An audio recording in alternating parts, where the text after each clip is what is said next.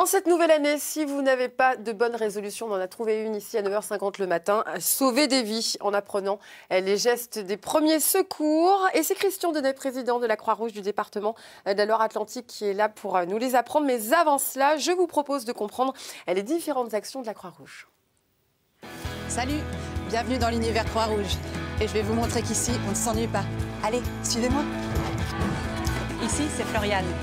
Une fois par mois, elle forme aux gestes qui sauvent. On est dans une vestiboutique, un lieu de mixité sociale où l'on vend des vêtements à bas prix. C'est Cédric qui se prépare pour sa soirée. Vous ne le verrez pas, mais lui, il veillera sur vous. On est dans l'épicerie sociale. C'est important de pouvoir répondre aux besoins primaires. Mais pour Raphaël, ce qui compte vraiment, c'est de pouvoir accompagner les familles qui viennent ici. Et voici notre super binôme Julia et Michael qui montent un projet de jardin solidaire avec les jeunes pour une maison de retraite de leur quartier. À la Croix-Rouge française, on fait aussi des superbes rencontres et on aime passer du temps ensemble. Avant, Flore ne se sentait pas d'aller à la rencontre des personnes à la rue. Mais grâce à une formation et les conseils de son équipe, c'est vite devenu la star du quartier.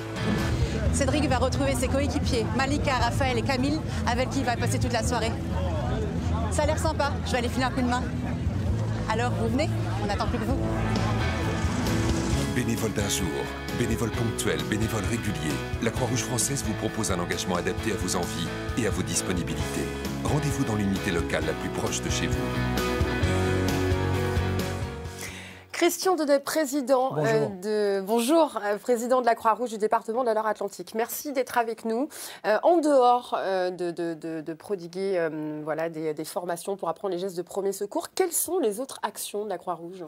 Alors, les actions de la Croix-Rouge, on les partage en deux catégories. Il y a des actions qui concernent l'urgence et le secourisme, c'est-à-dire que nous faisons des postes de secours. Donc, des postes de secours, ce sont des postes de secouristes pendant des manifestations publiques, du type rendez-vous de l'Erne, du type manifestation sportive. Et là, nous portons secours lorsqu'il y a blessés ou personnes avec malaise. Toujours dans la même catégorie, l'urgence, c'est-à-dire que lorsqu'il y a un événement climatique qui nécessite l'intervention et des pouvoirs publics et des associations, nous pouvons intervenir. Ça, c'est la première partie. La deuxième partie, c'est plutôt du social. Alors, on va dire distribution d'aide alimentaire, vestiboutique, mais également apprentissage de langue française, maraude.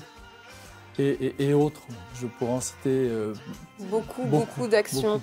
Alors forcément, il y a des stages pour apprendre les gestes de premier secours. Quelle en est la durée généralement ? Donc, alors il y a plusieurs stages pour apprendre les gestes de premier secours. Il y a une initiation au premier secours qui dure 1 heure. On va dans les écoles principalement, mais ça peut être aussi pour les adultes.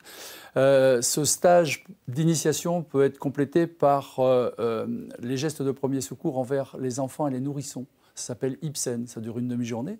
Et puis il y a une formation qu'on appelle PSC1. Et cette formation PSC1 dure 8 heures. Donc 8 heures de face à face, une journée. Ce sont des formations payantes ? Ce sont des formations payantes. Donc, combien ça coûte à peu près Le prix d'une formation, c'est de 60 € à la Croix-Rouge. Je pense que dans les autres associations, c'est la même chose. Et on peut avoir des partenariats avec, par exemple, les cyclistes de Loire-Atlantique, où, comme il y a un nombre important de personnes à former, le tarif est un peu moins élevé. À partir de quel âge on peut suivre ces formations ? Alors, on peut suivre ces formations. Alors, on va parler de la formation PSC1, autrement ça va faire trop long. C'est à partir de 10 ans, mais il faut que le jeune ait la corpulence quand même pour pouvoir faire certains gestes de premier secours. C'est 10 ans, 10-12 ans. D'accord. Est-ce qu'on peut, parce que j'allais dire, est-ce qu'on peut se les faire financer, mais c'est vrai qu'il y a peut-être des gens qui ont envie de sauver des vies et puis qui n'ont pas forcément les moyens de mettre 60 €, c'est peut-être pas forcément Oui, tout à fait. Alors, il y a au moins deux possibilités. Il y a le Culture Pass qui coûte 8 € et qui est délivré par le conseil régional. Et dans ce Culture Pass, il y a une feuille que l'on donne et qui permet de suivre une formation de PSC1. Et puis il y a une banque, alors je ne sais pas si je peux la citer, mais qui offre, c'est le Crédit Agricole, et qui offre un ticket pour financer la moitié du prix du PSC1. Alors, il y a peut-être d'autres organismes, mais ce sont de bonnes initiatives. Vous parliez tout à l'heure du fait que vous rendiez dans les écoles. Pourquoi ce n'est pas rendu obligatoire ? Pourquoi ce n'est pas un stage obligatoire ? Alors, je ne sais pas comment le dire, mais ce stage devrait avoir lieu en 3e. Je pense qu'il y a des problèmes de formateurs parce qu'il faut être formé. Et pour être formé, c'est relativement long. Il y a plus d'une semaine de formation au moins à la Croix-Rouge. Et il faut du matériel.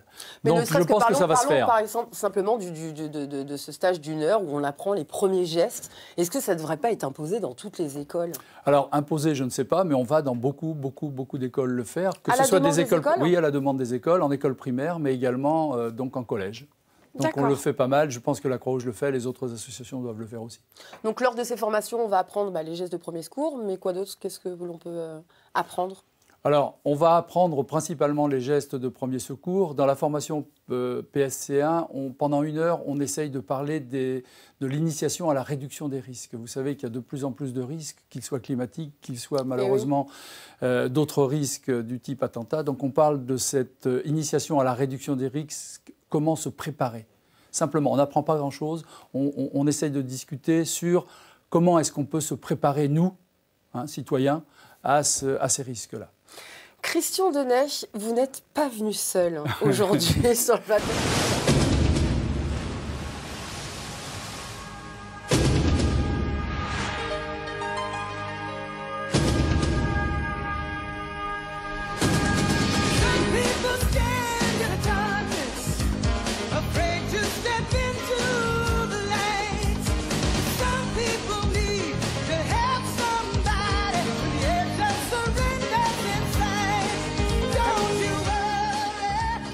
Bonjour, je suis Pamela pour 9h50 le matin. Et je suis là avec Christian Deney afin d'apprendre les gestes du premier secours. Christian, bonjour. Bonjour. Alors, quels sont les gestes du premier secours très importants? Oui, on va voir. Alors, quand on arrive lorsqu'il y a une victime, donc il faut être concentré déjà. Donc, je pense que c'est quelque chose d'important. Donc, je vais enlever la perruque et tout ça. Voilà. Non, il faut être concentré parce qu'il y a du stress. On a forcément du stress, quel que soit son degré de préparation. Alors, on va voir une partie des gestes de premier secours. On va voir le cas de la personne qui est donc allongée. J'arrive, elle est allongée. Et je vais voir si elle est consciente, inconsciente, si elle respire ou elle ne respire pas. Vous voulez que je le fasse, la démonstration? Oui, je veux bien. Donc, j'arrive, je vais lui prendre la main. Je vais lui dire, monsieur, est-ce que vous m'entendez? Est-ce que vous pouvez ouvrir les yeux? Est-ce que vous pouvez me serrer la main? A priori, il n'y a pas de réaction et donc nous allons considérer, dans cette formation, nous allons considérer qu'il est inconscient. D'accord. La deuxième chose à voir, c'est est-ce qu'il respire ou est-ce qu'il ne respire pas? Parce que le geste après sera différent. Donc pour voir s'il respire, je vais basculer sa tête en arrière. Alors nous, on appelle ça libérer les voies aériennes. Et je vais écouter et regarder son ventre. Et je vais compter jusqu'à 10. 1, 2, 3, 4, 5, 6, 7, 8, 9, 10. Je n'ai pas vu son ventre bouger, je n'ai pas senti un souffle chaud sur ma joue, je n'ai pas entendu un son ou un borborique, donc je vais considérer qu'il est inconscient et qu'il ne respire pas. Donc là, c'est très important d'agir vite. Oui. Donc je vais commencer à faire un massage cardiaque. Je vais vous demander, puisque vous êtes formé, vous allez être formé, d'alerter les secours. Et on va demander à quelqu'un d'aller chercher un défibrillateur. D'accord. Donc je commence. Donc, et après, je vais bien chez vous à la maison. Hein. Là, vous avez des gestes de premier secours gratis. Mais je pense qu'après, il faut s'entraîner, il faut le pratiquer. Il faut que nous, formateurs, nous regardions comment vous le faites en apprentissage pour vous dire, ben voilà, on rectifie. Alors, montrez-moi, Christian. Alors, je mets le talon de ma main sur le sternum. D'accord. Voilà, sur le sternum. L'idée, c'est de ne pas lui casser des côtes. Et oui. Voilà. Je vais mettre ma deuxième main croisée pour pouvoir appuyer. Vous voyez que je mets mes épaules à l'aplomb de mes mains, à la verticale, et je vais appuyer. 1, et 2, et 3, et 4, et 5, et 6, et 7, et 8, et 9, et 10, et 11. Et je vais refaire ça. Non. Alors oui, j'aurais peut-être dû faire, mais il faut faire 30 fois. D'accord, d'affilée. 30 fois, et ensuite je vais faire 2 insufflations. Alors, si vous voulez, Comment fait-on pour savoir, par exemple, je vais essayer de le faire, mais comment je fais pour savoir que je n'appuie pas trop ou que j'ai la bonne pression, en fait? Alors, ça, c'est un peu l'entraînement. C'est ce qu'on montre au moment de la formation. Il faut enfoncer le sternum de 5 cm environ. Quand même? Oui, parce que... Donc là, par exemple, je vais essayer. Allez-y. Votre main, donc mettez-la bien sur le sternum, vos épaules à l'aplomb, à la verticale de vos mains, et vous appuyez avec le haut de votre corps. 1, et 2, et 3. Et après, il va falloir le faire 100 fois par minute.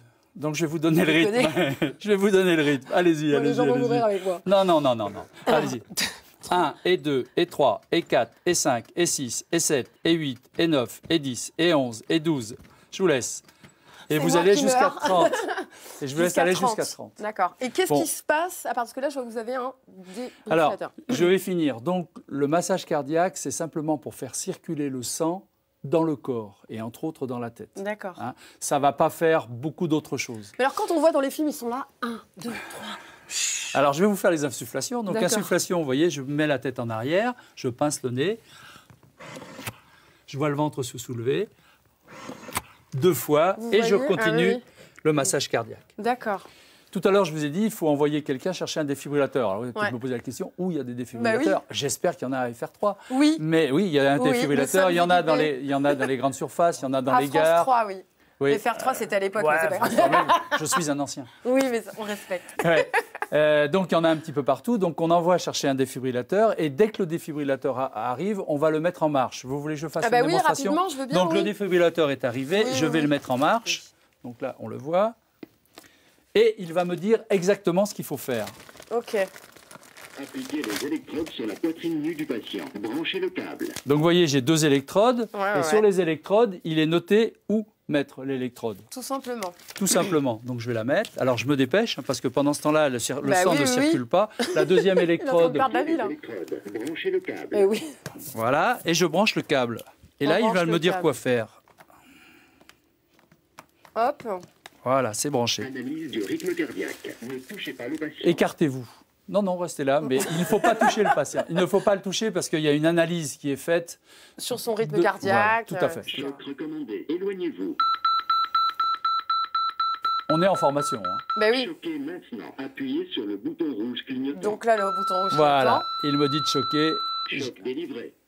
Donc, alors là, forcément, on n'a pas vu, mais en principe, il y a une petite décharge. Du rythme cardiaque. Ne touchez pas le patient. En formation, je le fais faire 2 fois et la 3e fois, je reprends le massage cardiaque. Alors, je ne sais pas si on a le temps, mais je le fais faire 2 fois pour que les personnes en apprentissage puissent bien voir comment ça se passe. D'accord. Mais bon, à savoir quand même, chers téléspectateurs, que lorsque vous appuyez sur le bouton rouge, vous avez le choc qui est délivré, forcément, il y a une espèce de petite...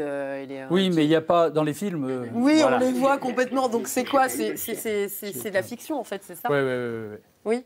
Bon, bah écoutez, merci beaucoup Christian Denay. Vous l'aurez compris, ce sont les gestes des premiers secours que l'on peut apprendre n'importe où, n'importe quand. À travers un certain nombre d'associations, à la Croix-Rouge. Donc, allez, venez, on va s'asseoir. Oui, on va s'asseoir. Juste une chose. Vous allez vous asseoir. Une chose importante, on n'enlève jamais le défibrillateur. Ce ne sont que lorsque les secours arrivent et lorsque le personnel médical ou les pompiers arrivent qu'ils, eux, jugent ce qu'on va faire. Mais nous n'enlevons jamais le défibrillateur. On peut reprendre, là on ne l'a pas fait, mais on reprend le massage cardiaque, mais on ne l'enlève jamais. Christian Denay, président de la Croix-Rouge du département de la Loire-Atlantique, merci beaucoup de nous avoir divulgué ces gestes de premier secours. J'espère que vous, à la maison, vous les avez bien enregistrés. Et puis, au pire des cas, vous vous rendez tout simplement sur le replay de France 3 Pays de la Loire.